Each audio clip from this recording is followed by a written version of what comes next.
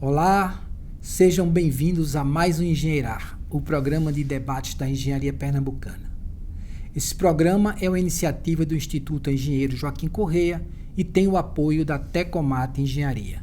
Meu nome é Arlindo Teles e hoje eu estou com uma missão muito difícil, substituir o nosso roster titular, engenheiro João Ribeiro, que infelizmente hoje não pôde participar. O tema do programa de hoje é Ferrovias em Pernambuco, a engenharia nos trilhos. Nosso convidado não é engenheiro, ele é mestre em História pela Universidade Federal Rural de Pernambuco, atua no Núcleo de Educação Patrimonial da Gerência Geral de Preservação do Patrimônio Cultural da Fundarp. É idealizador do projeto Memória Ferroviária de Pernambuco e voluntário do Movimento Nacional Amigos do Trem, onde atua como diretor regional em Pernambuco. André Cardoso, seja muito bem-vindo ao Engenheirar. Obrigado, Arlindo. É um prazer estar com vocês aqui nesse momento, né, para compartilhar um pouco e aprender também um pouco, né, sobre o assunto transporte ferroviário, patrimônio ferroviário, um assunto que me chama bastante atenção. Desde já gostaria de agradecer o convite, né, do Instituto e vamos em frente. André, antes de tudo, queria que você contasse o que há na história do trem que levou e motivou você a virar um especialista e um entusiasta nesse tema. Eu diria que, até brinco com os colegas, que o que me levou a cursar a história, né, foi o trem. A minha relação com a ferrovia, né, não vem de parentesco ou mesmo de ter trabalhado diretamente no transporte ferroviário, mas é um sistema de transporte que sempre me chamou bastante atenção, eu diria desde a infância, né? Desde as visitas ao Museu do Trem, na Estação Central, no início dos anos 2000, ou mesmo de ver o próprio sistema do metrô do Recife em funcionamento, ou o trem do Forró, quando eu ia para Caruaru, não tive a oportunidade de fazer o percurso, né? Mas tudo isso me chamava bastante atenção. E também na mídia, né? De tudo que é produzido e divulgado em filmes, em desenhos a respeito do trem, então isso sempre me chamou bastante atenção. E aí, especialmente em Pernambuco, né, me despertou a curiosidade de saber que tínhamos, há não tanto tempo atrás, uma malha que conectava as mais diversas regiões do estado, né, por trilhos, e que permitia o transporte de pessoas, cargas, cultura, né, e que transformou o estado, né? Então, à medida que eu fui descobrindo isso, né, a curiosidade foi aumentando ainda mais, né, e então chegamos trilhando, né, uma formação acadêmica, e não apenas isso, mas um movimento, né, de buscar preservar a memória ligada ao transporte ferroviário e de também, a partir da inquietação de saber como hoje se encontra esse sistema, de buscar, né, de alguma maneira, contribuir para essa sua retomada, essa sua tão necessária retomada, né? Então essa história ela começa, né, a partir desse interesse, né, que foi sendo construído. E o trem ele tem um impacto, né, muito grande, né, na cultura, enfim. A gente percebe isso muito presente em todos os lugares. Isso aí foi me despertando esse interesse e chegamos aqui hoje para falar um pouquinho mais sobre o assunto. Certo. André, como foi que começou a história do trem aqui em Pernambuco? Fala um pouco desse início.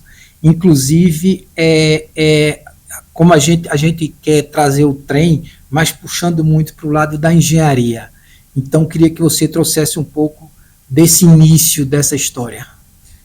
A implantação de caminhos de ferro aqui em Pernambuco, né, ela remonta ao século XIX, né, o período imperial, em que havia essa grande necessidade de se estabelecer ligações, né, entre as mais diversas regiões do país, principalmente as zonas produtoras, né, e aqui a gente destaca a produção do açúcar com a região portuária, né, onde se faria o deslocamento dessa produção para outras áreas do país e principalmente para outros continentes.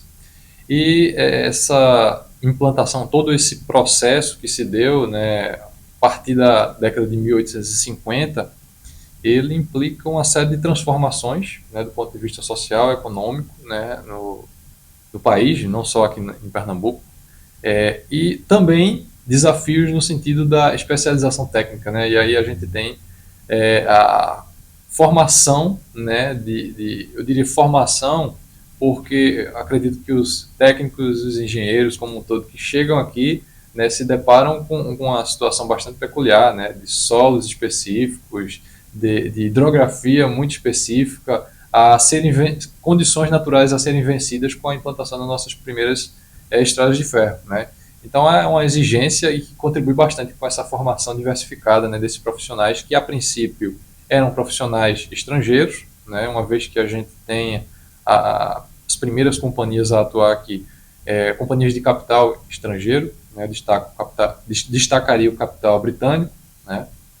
E aí, aos poucos, claro, a gente vai tendo também a formação da nossa escola, né, de engenharia ferroviária. Então, aos pouquinhos a gente vai tendo essa formação de técnicos também especializados, tanto para construção quanto para manutenção de todo esse grande sistema.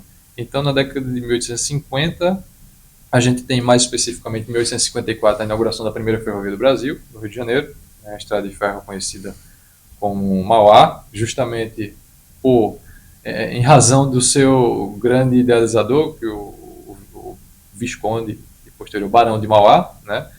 E 4 anos depois, aqui em Pernambuco, né, a estrada de ferro Recife para São Francisco, Recife and São Francisco Railway, é uma empresa britânica, né, que se organiza e ganha a concessão para explorar um caminho de ferro ligando a capital de Pernambuco ao Rio São Francisco, que era a proposta original. A proposta nunca foi alcançada, né, mas é o que motivou a expansão dessa primeira estrada de ferro pernambucana, né? E aí algumas pessoas brincam de que essa teria sido a primeira de importância e de relevância de fato econômica em nível nacional, uma vez que ela conectava centros produtores, né, da região da Zona da Mata, hoje Zona da Mata Sul de Pernambuco, com a região próxima ao porto do Recife, né? E aí esse caminho de ferro ele é inaugurado em 1858, né, com muita festa, né, com muita esperança, muita expectativa, né? É curioso a gente imaginar toda essa euforia, né, tudo que se pensava naquela época e fazemos uma comparação com o cenário atual, né? E o cenário atual, inclusive, de desvalorização desse meio de transporte, enfim. Mas aí lá, nessa época, então, você tinha o contexto de cidades que ainda eram, em sua área urbanizada, muito restritas, né? E a questão da economia muito voltada ao açúcar e os serviços agrícolas ainda dominavam. A vida no meio rural ainda era bastante predominava, na verdade, né? A ferrovia ela foi contribuindo ao longo da segunda metade do século XIX, a partir desse princípio da implantação, para a articulação desses diversos lugares, né? E aí, claro, o papel dos engenheiros, desses técnicos que se formavam para atuar na implantação de ferrovias foi fundamental, primeiro para identificar quais eram as peculiaridades do território e ir construindo essas soluções, né? Tem uma teoria aí com relação à origem do nome forró, que vem das ferrovias, que os ingleses organizavam as festas e botavam a placa for all. Isso é verdade ou isso está na história ou é só um folclore?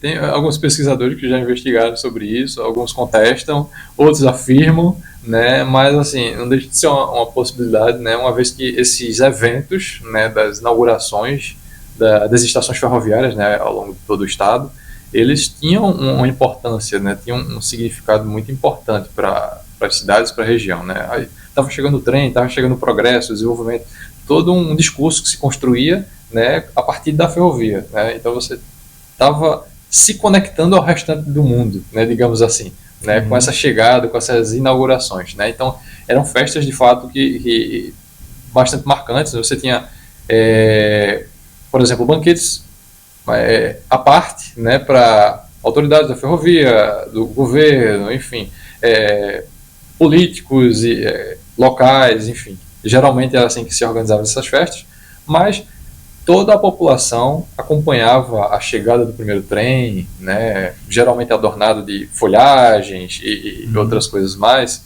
né, e aí acabava que mesmo tendo essa parte mais restrita do evento, mas acabava sendo um evento múltiplo, né, em que toda a população das cidades, dos lugares que recebiam o trem, abraçavam, né.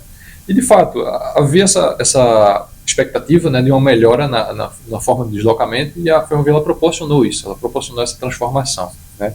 Aí essas festas for all acabavam se concretizando depois, né, uma vez que esse meio de transporte ele vinha ajudar nesse deslocamento. Não excluo, claro, os impactos negativos, né, dos territórios de comunidades tradicionais que tenham sido afetados pela implantação de ferrovias, né. A gente viu isso de uma forma bastante marcante na região norte do país, né, a implantação de ferrovias como a Madeira Mamoré, ferrovias que cortaram áreas de mata virgem e ainda de comunidades indígenas, enfim. Para além desses impactos negativos, e a gente, enquanto pesquisador, precisa destacar isso, é importante focar de tudo de positivo que veio, então, com a implantação dessas estradas de ferro. E aí a festa, de fato, era múltipla, era garantida a partir dessas ampliações, né, das estradas, dos traçados. Certo. André, no início, ainda no século XIX, quais eram assim os grandes desafios da tecnologia para a implantação de uma ferrovia dessa, em termos de equipamentos, em termos, enfim, de tecnologia? Como era? O conhecimento, né, de implantação. A gente não importa somente melhor, a gente estava importando uma nova técnica de transporte e que tinha lá suas especificidades, suas necessidades, né? Para você implantar o leito de uma ferrovia, havia uma série de questões a serem atendidas. E aí, quem atuava nessa implantação a princípio, né, eram técnicos, engenheiros como um todo, de fora. O primeiro desafio era conhecer o lugar, né, os espaços onde essas linhas iam ser implantadas. Esse foi um desafio, inclusive, para a primeira ferrovia, né, que é a Recife and São Francisco Railway, que foi feito um levantamento muito superficial a princípio de que territórios iam ser cortados pela ferrovia. Tanto que isso trouxe uma série de problemas, a necessidade de algumas correções de traçado, enfim, alguns redimensionamentos, né, para alguns trechos que foram necessários, e isso acabou, inclusive, atrasando um pouco a construção, né. Essa primeira ferrovia de Pernambuco ela foi iniciada a sua construção em 1855, né? Esses 31,5 km entre o Recife e o Cabo foram inaugurados em 1858. Então é uma distância relativamente pequena. Sabemos que era uma outra época, era uma outra tecnologia. No entanto, houve, além do desafio de se conhecer pouco o território, quando chegou-se até ele, né, como essa implantação ela foi iniciada, o que é que esses técnicos, com o que eles se depararam? Um solo bastante encharcado, né, das áreas de mangue, principalmente, né, nessa região ali, quando você sai de Recife, Jaboatão, e ali entrando no Cabo, ainda no início do município do Cabo de Santo Agostinho. Esse foi o primeiro desafio, e alguns outros mais. E aí você tem a necessidade de construção de pontes, de aterros. Um aterro enorme precisou ser projetado, né, e aí eu acho que é um dos primeiros desafios aqui da engenharia ferroviária em Pernambuco, que é a construção das pontes ali sobre o Rio Capibaribe, né, na região de Afogados, e de um grande dique, né, depois do Pátio de 5 Pontas, também próximo à região de Afogados, né. Era uma região que foi quase completamente aterrada, né, posteriormente. Hoje a gente observa que ela é bastante adensada, né, e na época isso tudo era mangue, né, eram braços de rio, riacho, enfim. Tudo isso precisou ser aterrado, mas foi sendo conhecido à medida que foi sendo implantado, né? Então, essa ausência de uma previsão mais completa foi um dos desafios a essa construção.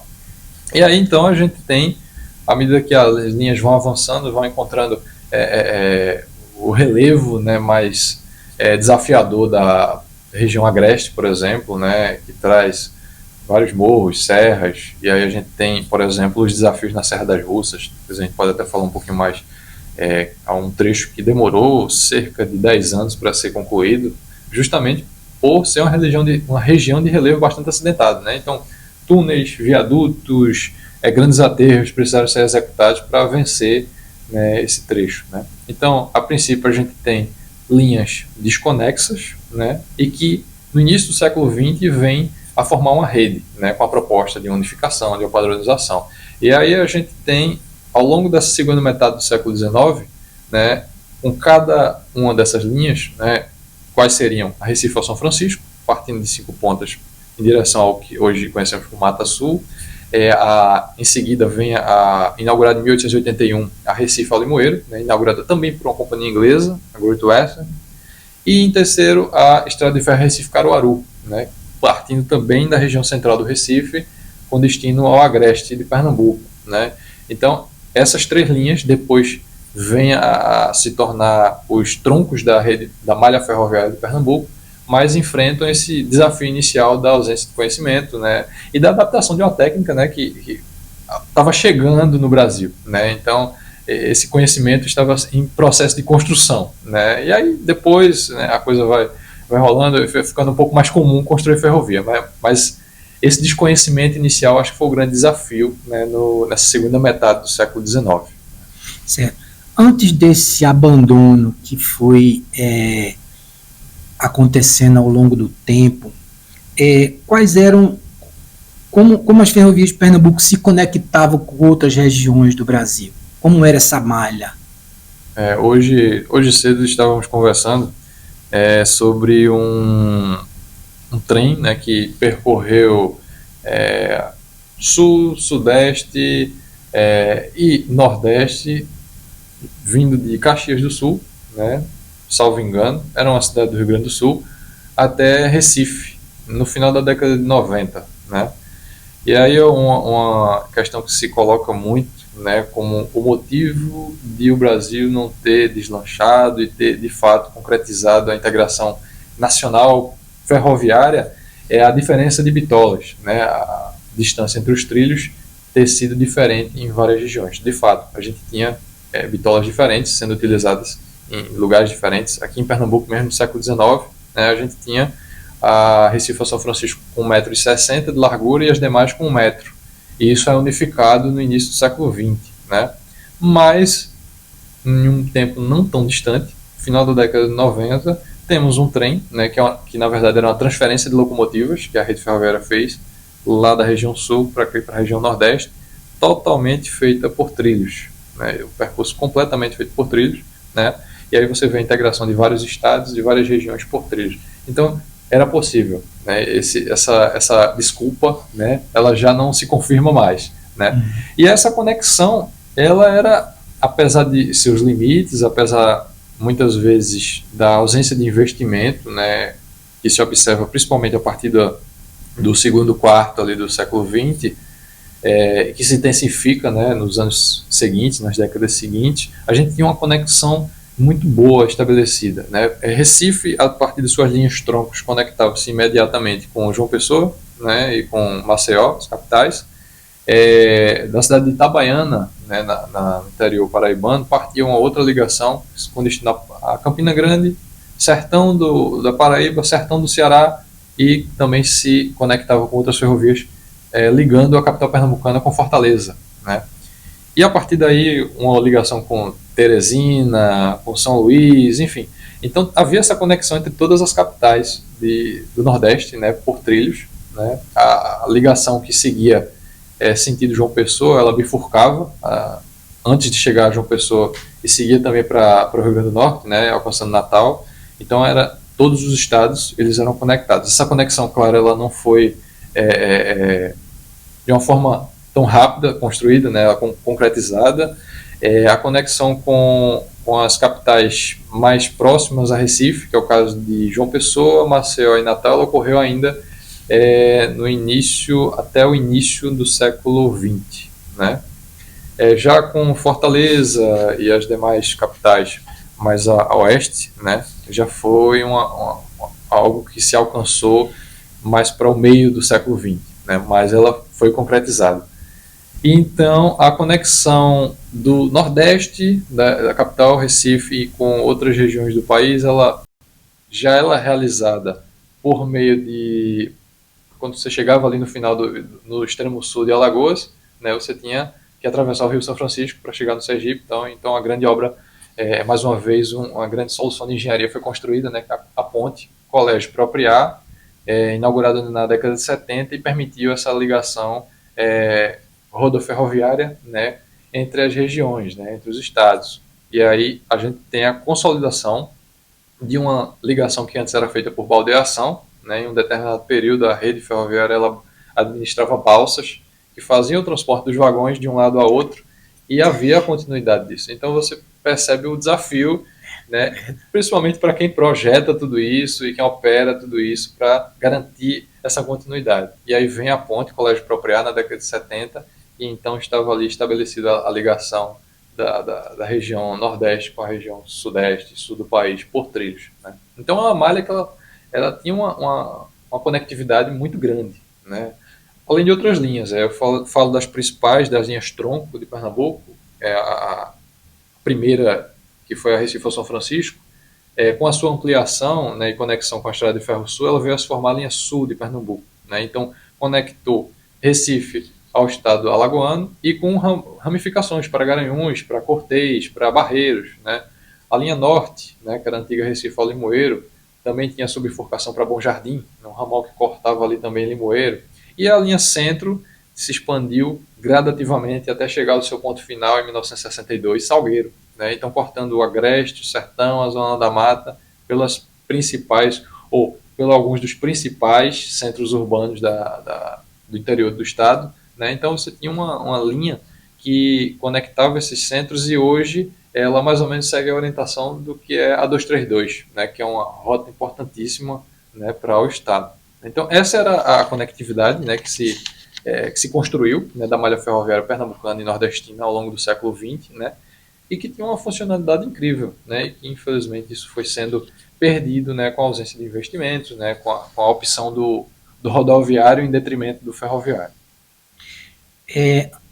André, esse trecho da ferrovia Recife-Caruaru, ele tem, como você já tinha falado, um desafio enorme, que é vencer a Serra das Russas, né?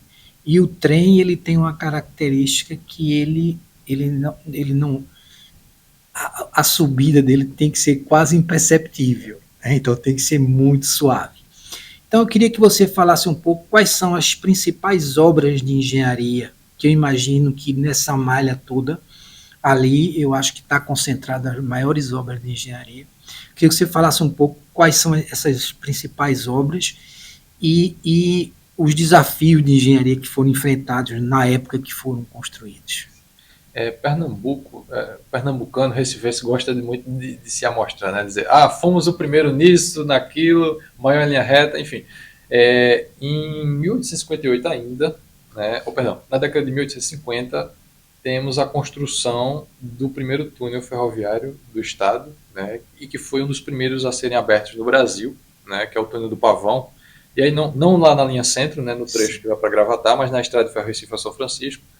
E ele é um marco, né, na engenharia ferroviária. E fica onde? Ele fica localizado cerca de 4 quilômetros após a estação do Cabo, sentido Maceió. Né? Hoje bem próximo do que é a BR-101, né? Bem próximo, inclusive, dos campos do IFPE e da Universidade Federal Rural de Pernambuco, que estão sendo construídos lá no município do Cabo de Santo Agostinho. Então, eu diria que ele é o marco, né? O marco inicial, né, em termos de... Claro que outros desafios foram vencidos antes de se chegar ao túnel do Pavão, né, como relatei há pouco, até mesmo na saída aqui da região central do Recife, por conta da região de Mangues e tudo mais. Mas a abertura de um túnel é uma coisa que não é tão comum assim, né? Tanto que temos pouquíssimos túneis até hoje abertos na região Nordeste, né? Temos muito em outras regiões serranas de outras áreas do país, né? Mas aqui o túnel do Pavão ele é esse marco. E aí, ao longo dessa primeira linha, outros túneis foram implantados em Maraial, também em Quipapá. Quipapá, inclusive, é um túnel que foi inaugurado na década de 1880 e é o segundo maior do estado. O segundo maior túnel ferroviário do estado, claro, para a bitola métrica. Né? Hoje a Transnordestina tem um túnel muito grande, já construído lá em Arco Verde. Talvez chegue a cerca de 1 quilômetro, não sei exatamente a medida, mas ele seria o maior. Mas em bitola métrica, né, do que foi executado até no máximo o final da gestão da rede ferroviária, é esse o segundo maior. Né? E o primeiro está lá justamente na Serra das Russas. Né? E aí na Serra a gente tem o destaque dos 14 túneis que hoje se encontram abertos por lá. A princípio foram abertos 21 túneis, mas alguns desses eles depois foram desfeitos, né? Não havia necessidade de haver alguns deles, né? A altura entre o topo, o limite do túnel, né? E o topo do maciço, né? Onde ele estava implantado, né? Era mínima, né? E aí, desses que foram desfeitos, né? Hoje ainda é possível perceber as paredes desses túneis, né? Que ficaram semi-abertos lá na serra, à medida que você vai caminhando pelo trecho, né? É possível perceber ainda os vestígios desses antigos túneis. Mas entre os que ainda existem, temos o túnel número 11, né, desses 14, com 250 metros, 254 metros de comprimento, que é o maior do estado, né?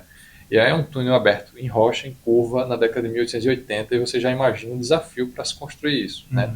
Não somente de quem projetou, né, dos engenheiros que tiveram um grande desafio para saber como, então, explorar essa rocha, né, que é uma rocha muito frágil, né, a rocha da região da Serra das Russas, ela se desfaz com uma facilidade muito grande, como abrir essas obras de arte, né, e fazer com que essa linha avançasse. E do outro lado a gente também tem o desafio dos trabalhadores, né, a gente tem alguns relatos em periódicos da época, como o Diário de Pernambuco, de trabalhadores que vieram a ser vitimados ao longo dessas obras, né. Sabemos que na época as condições de segurança para obras do tipo eram, eu diria que quase inexistentes, né?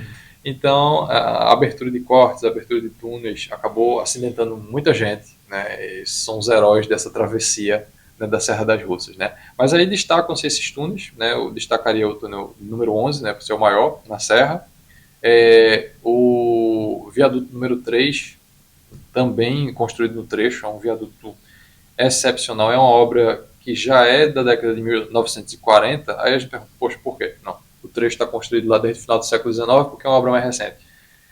O trecho da Serra das Russas ele foi construído originalmente com viadutos metálicos, e aí na década de 40, a Great Western, que era então a concessionária de todas as linhas pernambucanas, uma condição que ela assumiu já no início do século XX, ela avaliando essas obras de arte, né, a condição delas, percebeu vários desgastes.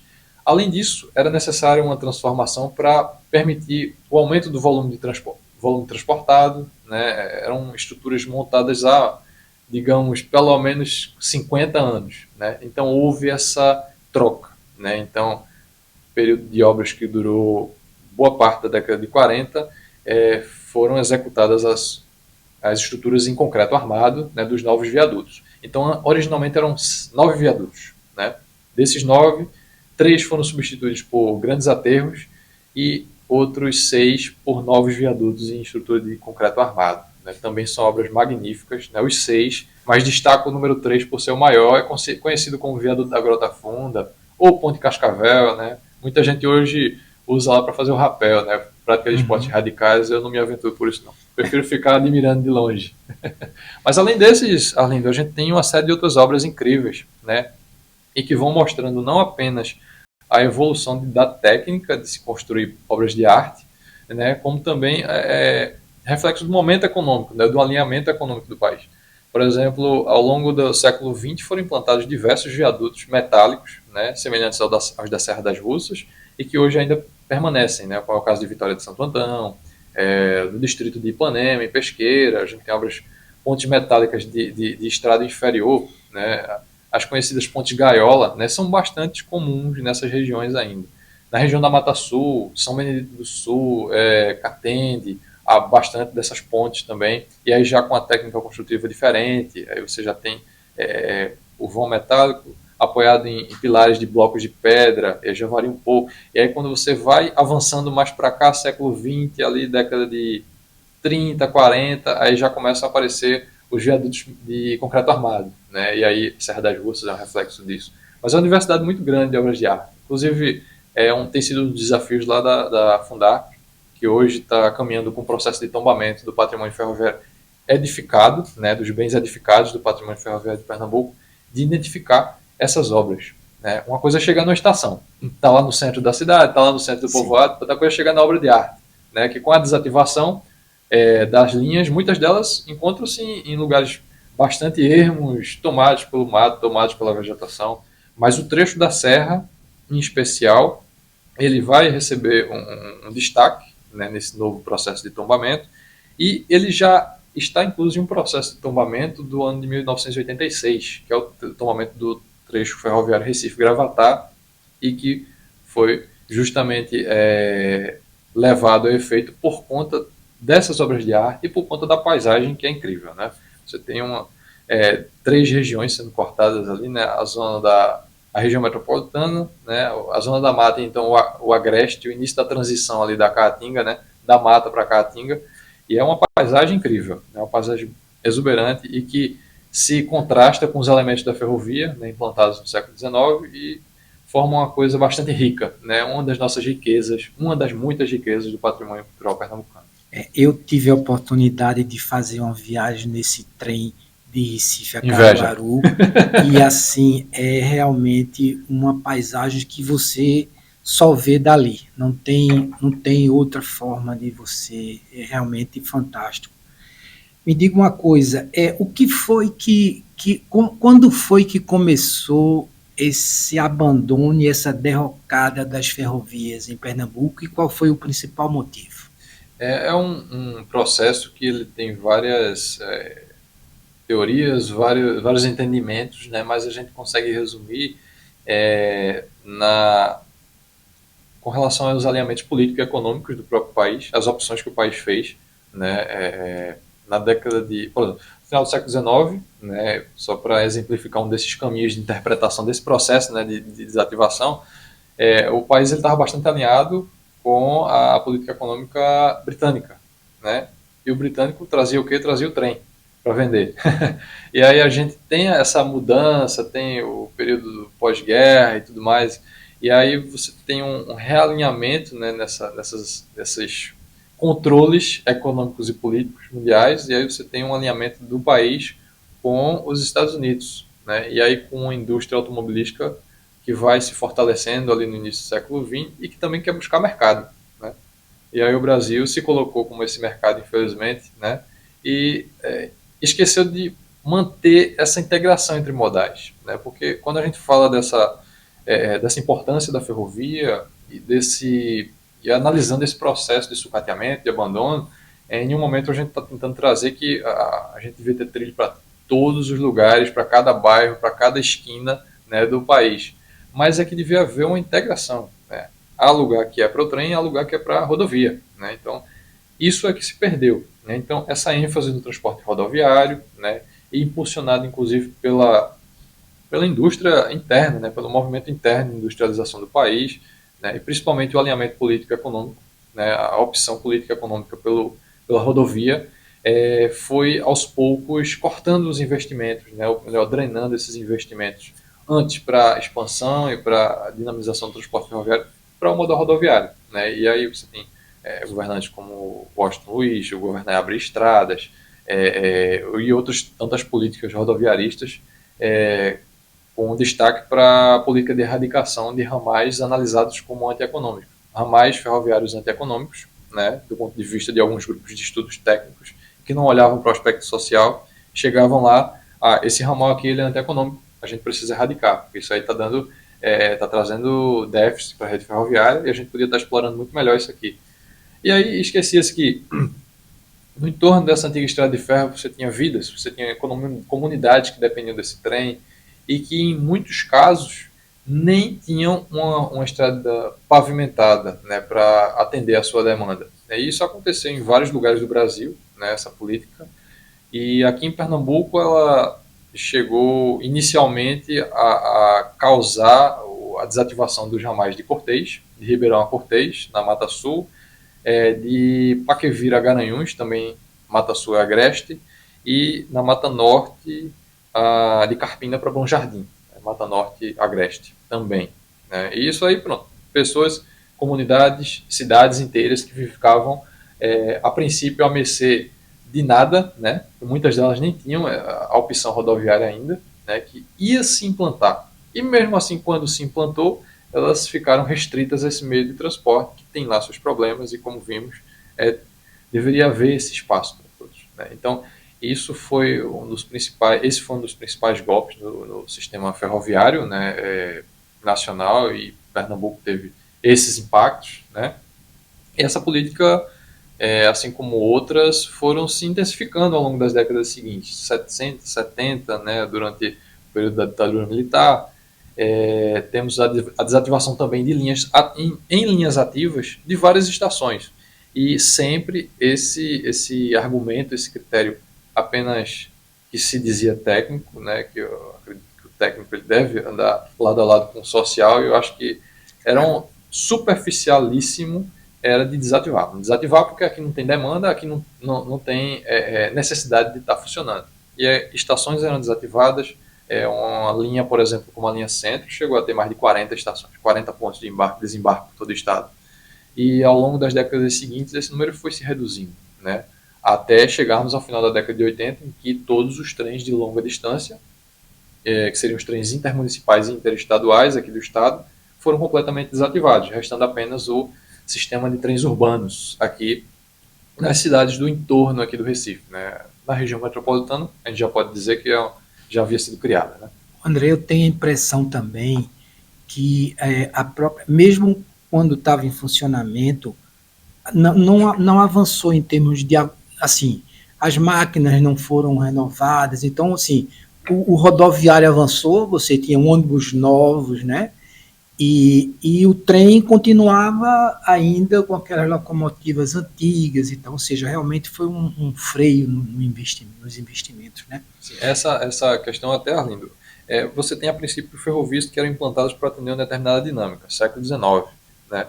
E aí a dinâmica econômica, enfim, ela vai sendo alterada, né, ao longo das décadas seguintes. Mas quando o investimento a adaptação, de adequação não acompanha, aí a gente tem de fato um sistema que não se adequa mais, né? Chega um momento em que ele vai estar totalmente, ou parcialmente, eu diria, né, não mais dialogando com aquela dinâmica, né? Uhum.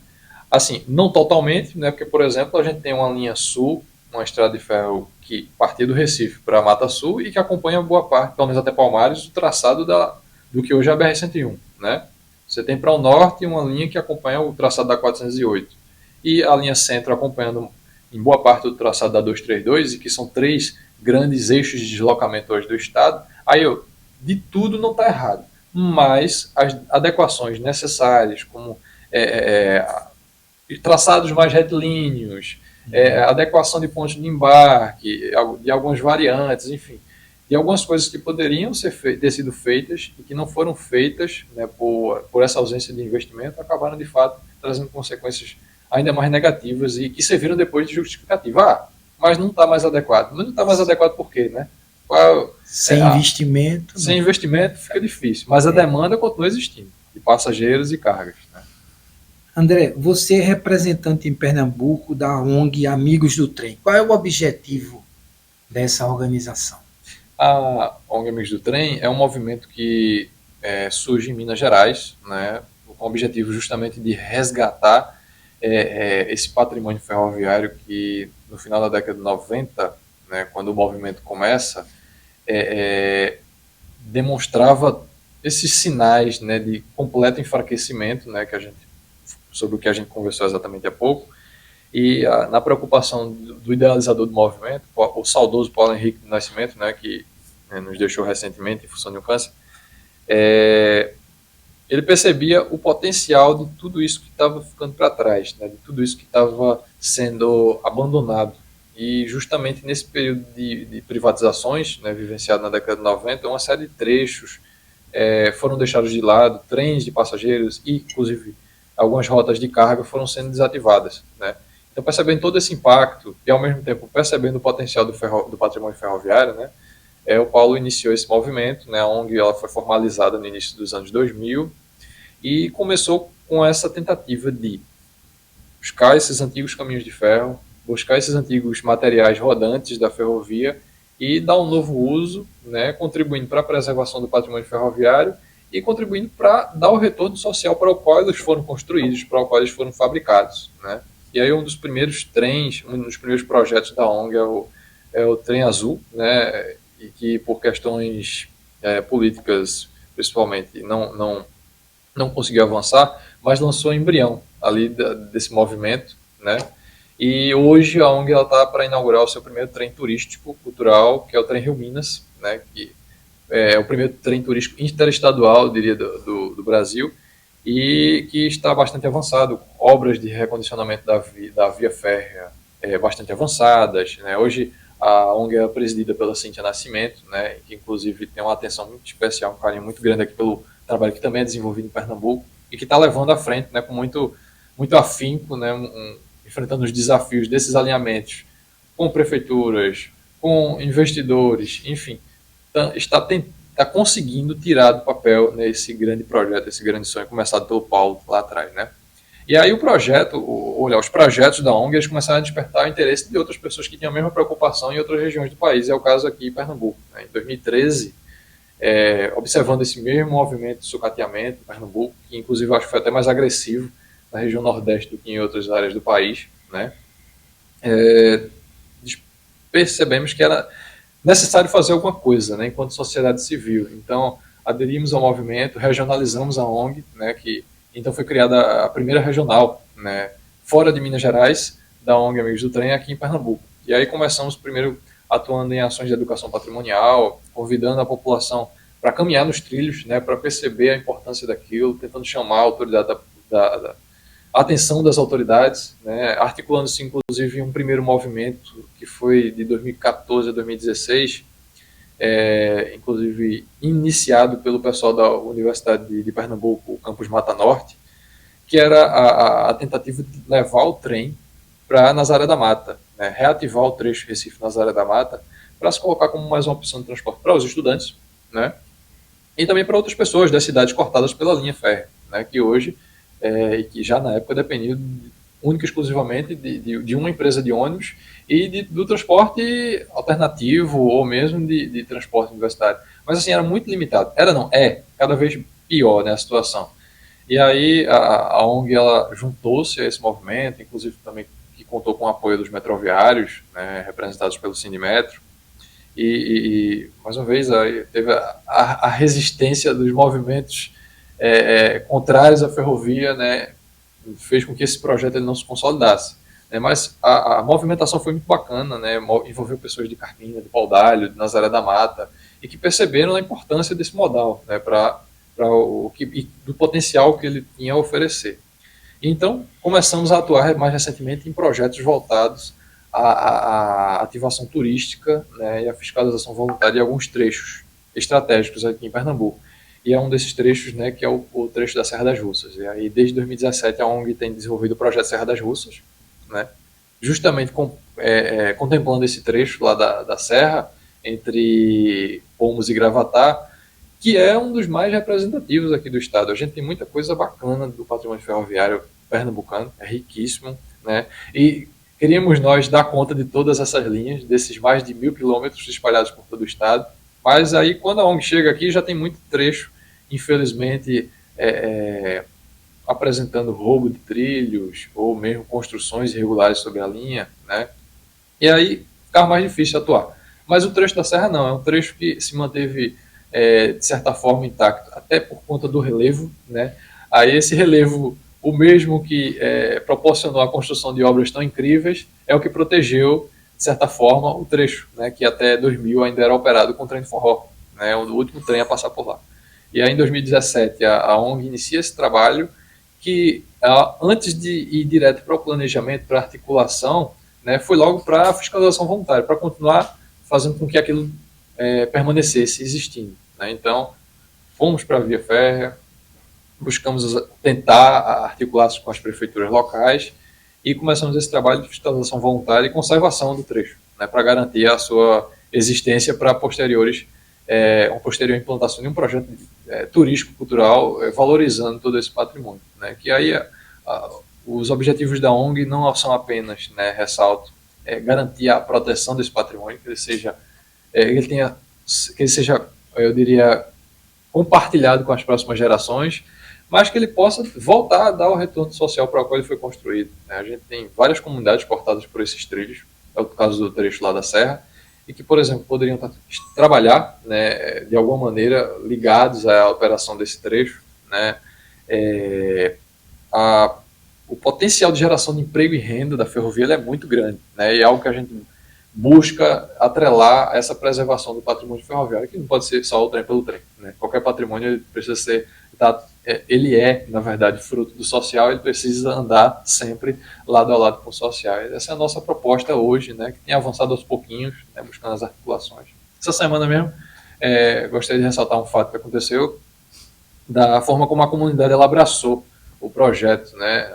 Uma pessoa que é agricultor lá da comunidade, possui uma máquina, possui um trator, né, contribuiu com a desobstrução de um determinado trecho da ferrovia que tinha sido interrompido recentemente por conta das chuvas, né? A nossa ONG ela faz a circulação pelo trecho, né, ao enquanto faz as articulações com outros órgãos, buscando a viabilização da recuperação e ativação da ferrovia.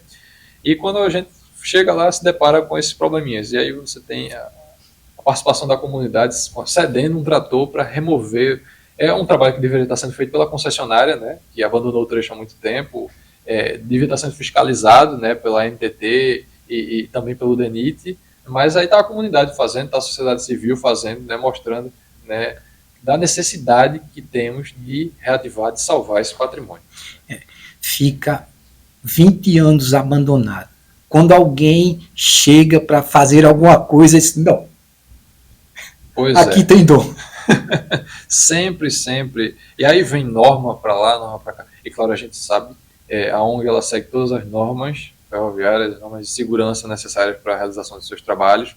Inclusive, todo o trabalho é realizado com a autorização dos órgãos competentes, né? Inclusive a própria concessionária responsável, a Transnordestina Logística, mas ainda muito isso, né? Fica se prendendo a algumas coisinhas, alguns detalhes e não se atentam para o necessário, que é a garantia do trecho operacional, né? Infelizmente, né?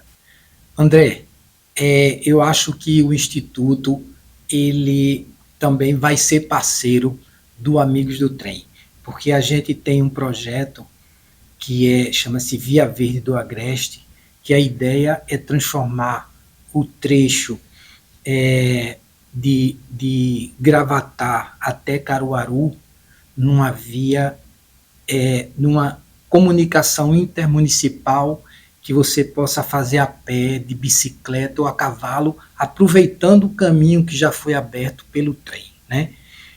Eu acho que esses dois projetos eles são absolutamente compatíveis, porque a gente pode fazer o percurso da serra de trem e depois atravessar a cidade e fazer o caminho de bicicleta até Caruaru, né?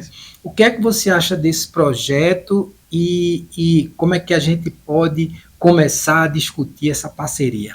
Eu acho que desde já. Eu acho que essa é a nossa primeira reunião, inclusive, né? Não, brincadeira, que a gente já conversou um bocado sobre esses projetos. Mas é um projeto, uma iniciativa muito louvável também do Instituto, né? Só tem a somar, né, com esse movimento de preservação desse patrimônio e de sua reutilização, né? E é uma coisa que pode contribuir para chamar a atenção de outros municípios em outros trechos, né? Enfim, outros movimentos, inclusive, outras organizações.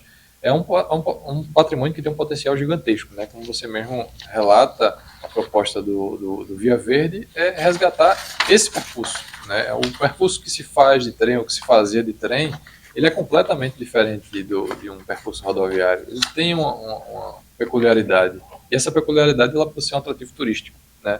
Ela pode ser, não, ela é um atrativo turístico, né? Ela pode ser tem vários retornos, né, para as comunidades cortadas pelos trilhos, enfim. E aí a gente dá o devido uso, o uso adequado ao nosso patrimônio é extremamente necessário. O patrimônio ferroviário ele traz desafios à parte, né, para a sua preservação. Ele é um patrimônio de grande extensão, né? Então, são projetos nesse sentido que a gente garante que a gente garante a plena preservação, né, desses bens, né? E aí você não tem apenas a estação. Ainda se volta muito às edificações que se destacavam, né, nos centros urbanos, que até hoje se destacam, né, as estações, são elementos importantíssimos, que é o elemento de conexão da empresa ferroviária com o passageiro, né? E ali se desenvolveram uma série de relações, né, inclusive que estão eternizadas na memória, né, e no imaginário popular de diversas cidades, enfim. Mas a estação é apenas um desses lugares. O trecho, né, o percurso, né, ele traz uma série de outros valores agregados, né? Então é importante pensar nesse sentido, no sentido da integração, E resgatar essa integração é uma forma de preservar o patrimônio ferroviário, com a devida adequação necessária, né, claro, com as devidas, seguindo as devidas orientações patrimoniais, o que trazem os órgãos de preservação, mas é necessário se movimentar, né, para que a gente consiga, então, garantir essa preservação, garantir essa reutilização desse patrimônio que é vastíssimo e riquíssimo. André, quem quiser conhecer um pouco mais sobre a história das ferrovias em Pernambuco, quais são as fontes, onde é que a gente encontra informação? Pronto, eu indico desde já as redes do Projeto Memória Ferroviária de Pernambuco, né, tanto no Facebook quanto no Instagram é possível acessar, né, tem uns posts semanais falando de elementos do patrimônio ferroviário do Estado, de episódios da nossa história ferroviária e sempre com aquele tom reflexivo de por que não temos mais, né? Não é apenas a história pela história, né, mas a história com um espaço, né, com blocos de reflexão do que podemos melhorar, do que poderíamos ser se tivéssemos esse transporte ativo. E também as redes sociais da própria ONG, né, a ONG Amigos do Trem, ponto matriz, né, tanto no Instagram quanto no Facebook, é possível conhecer um pouquinho mais do trabalho da ONG em nível nacional. Projeto Serra das Russas, também a rede social, Instagram e Facebook, né, o nome da rede, do projeto que temos desenvolvido aqui em Pernambuco, através da Regional Pernambuco, da ONG Amigos do Trem. Né. Essas são algumas das fontes, né? E aí, claro, a gente sempre é consultado, né, por acadêmicos, inclusive da área da história, da engenharia, da arquitetura, desenvolvendo pesquisas sobre o assunto. Né, e aí, entra em contato conosco que a gente traz mais algumas indicações de onde pode ser explorado melhor o assunto, né, patrimônio ferroviário, que é riquíssimo. Ok. André, a gente agradece muito a sua participação e a gente vai continuar essa conversa, porque eu acho que a causa é justa, é importante e a população de Pernambuco merece esse resgate. Muito obrigado. Pessoal, obrigado pela atenção de vocês e até o próximo Engenheirar.